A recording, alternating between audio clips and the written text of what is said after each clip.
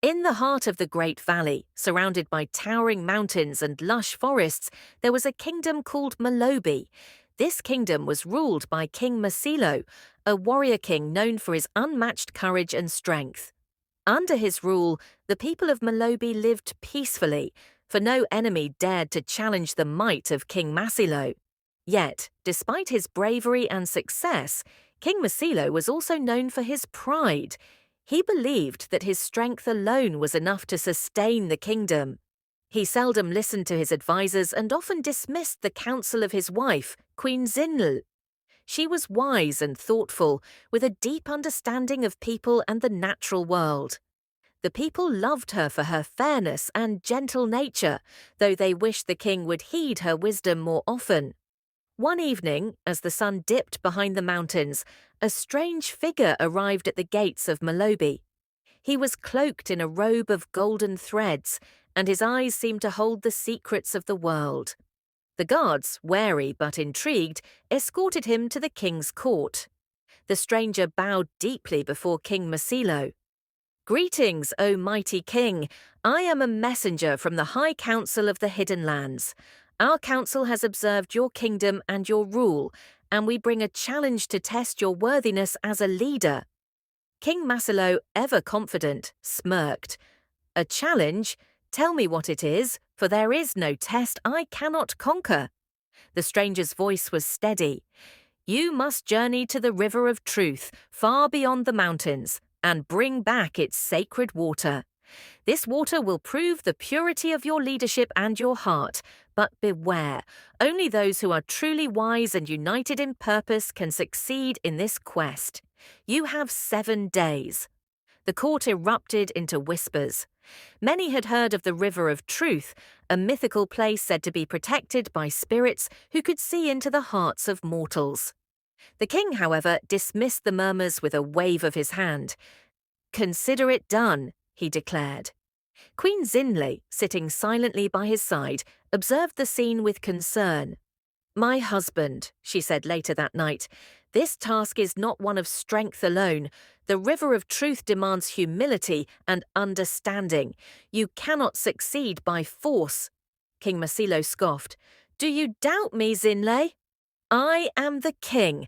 I will bring back the water and prove to all that my rule is just." The next morning, King Masilo set out on his journey, accompanied by a small group of warriors and advisers. To his surprise, Queen Zinhle insisted on joining him. "If this is a test of your worthiness as a leader," she said, "then it is also a test of us as a kingdom. We must face it together." Reluctantly, Masilo agreed, and the group began their trek across the mountains. The journey was treacherous. They faced roaring rivers, steep cliffs, and wild beasts. Each obstacle tested their resolve, but with Zinhle's guidance, they found solutions that spared unnecessary loss or harm. Where the king would have commanded brute force, the queen suggested patience and strategy. As the days passed, Masilo began to notice something he had never truly acknowledged: the respect and trust his people had for Zinhle. They turned to her for advice, and her calm demeanor brought them hope even in the face of danger. On the 6th day, the group finally reached the River of Truth. Its waters shimmered like liquid silver, and the air around it hummed with an otherworldly energy. Standing on the riverbank were 3 guardians, their forms shifting between human and spirit. The first guardian stepped forward. "King Masilo," he said, "you have come to claim the sacred water. But before you can do so, you must answer 3 questions. If your answers are untrue, or if your heart is not pure, you will not succeed." Masilo straightened his back. "Ask your questions." The guardian's eyes glowed. "What is the greatest strength of a leader?" The king hesitated. He wanted to say power or courage, but he remembered Zinhle's words during their journey. Finally, he said, "The greatest strength of a leader is wisdom, for without it, power becomes destructive." The guardian nodded and stepped back. The second guardian approached. "What binds a kingdom together?" This time, Masilo glanced at Zinhle, who met his gaze steadily. "Unity," he said. It is the bond of trust and love between a leader and their people that keeps a kingdom strong. The second guardian smiled and stepped aside. The third guardian, the tallest and most imposing, spoke. Who is the true ruler of Malobi? Masilo frowned. I am the king, he began, but as he spoke he felt a deep unease. He remembered the journey, the obstacles they had faced, and how Zinhle's wisdom had guided them. Lowering his head, he said, The true ruler of Malobi is not one person.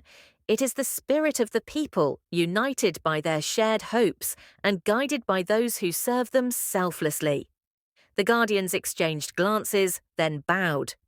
You have answered truthfully, they said, but you could not have done so without the wisdom of your queen.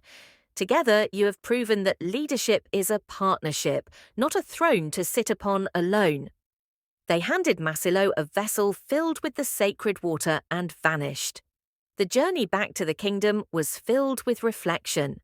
Masilo walked beside Zinhle, no longer seeing her as merely his queen, but as his equal and partner. When they returned to Malobi, he called the court together and recounted their quest. I have learned that strength alone is not enough to lead, Masilo declared. It is unity, wisdom, and humility that make a ruler great. From this day forward, Queen Zinhle will sit beside me, not just as my wife, but as my co-ruler, for her wisdom has saved us all. The people erupted in cheers, and from that day on, Malobi prospered as never before. The story of King Masilo and Queen Zinhle was passed down through generations, a timeless lesson in the power of unity and shared leadership. Moral of the story: true leadership is not about dominance or power, but about humility, wisdom, and partnership. A kingdom thrives when its leader values the strength of unity and seeks the counsel of those they trust.